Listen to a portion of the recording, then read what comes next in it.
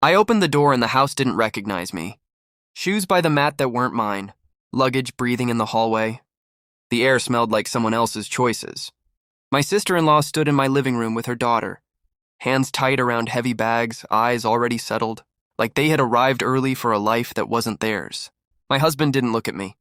He stared past my shoulder, into the kitchen, into a future where I had already been edited out. "They're moving in," he said, calm as a verdict. "Just until she gets back on her feet." I waited for the punchline. It never came. "And you," he added, finally meeting my eyes, "should probably live elsewhere for a while. You can pay rent if you want to keep your things here." The words landed softly. That's what made them dangerous. I nodded. I didn't cry. I didn't argue. I let the silence do the work. Inside, something clicked into place. A clean sound. A lock turning. I packed a single bag that night. Not because I had to. Because I wanted him to think I did. We hadn't started like this. We started with promises said too early and believed too easily. He used to hold my hand in public like it mattered. We built this house together line by line. I paid more. I earned more. I never reminded him of it. Love doesn't keep receipts. Trust doesn't either. His sister had always been around the edges.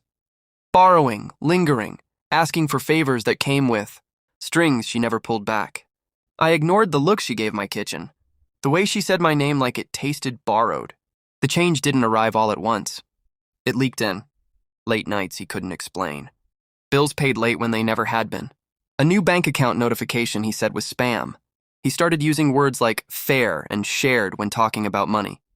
He stopped using my name when talking about plans. The proof came quietly.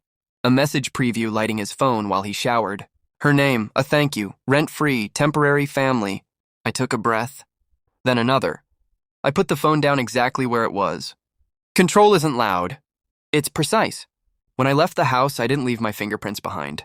I left my access. I moved into a small place across town. Cheap, temporary, invisible. I let him think he'd won. I paid rent to a place that didn't ask questions. Meanwhile, I kept paying what I'd always paid. The mortgage. The utilities. The insurance. I didn't stop a single payment. I changed nothing he could see. I changed everything he couldn't. I rerouted deposits. I separated accounts. I spoke to a lawyer who listened more than he talked. I pulled statements going back years. I found patterns he assumed I'd never notice.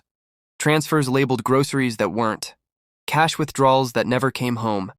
I stayed quiet. Quiet is terrifying when you don't know what it's thinking. A month passed. Then another. His sister settled in.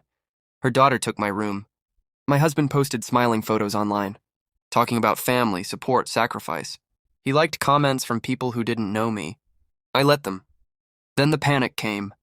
He showed up at my door unannounced, sweat darkening his collar, eyes sharp with fear he couldn't smooth over. He didn't sit. He paced. "Things are tight," he said. "I just need to understand. How much did you contribute to the cost of living?" There it was. The question he should have asked before he told me to leave. I smiled, not sweet, not cruel, honest. "Everything," I said. He laughed once, sharp and wrong. "Be serious." "I am." I pulled out my phone and slid it across the table. Statements. Dates. Amounts. My name everywhere, his wasn't. The mortgage payments he'd never touched. The utilities he'd never noticed. The insurance that kept his house standing while he played host. His face changed color in real time. "You can't just stop," he said. "I didn't," I replied. I paused. I told him about the lawyer. The separation. The filing he hadn't been served yet because timing matters. I told him the house was in my name, because love once made me generous and paperwork made me careful. I told him the account he'd been using wasn't his anymore. It never had been. He tried anger. It didn't fit. He tried charm. It slid off. "What about my sister?" he asked, voice cracking. "She has nowhere to go." I stood. I opened the door. "That's family?"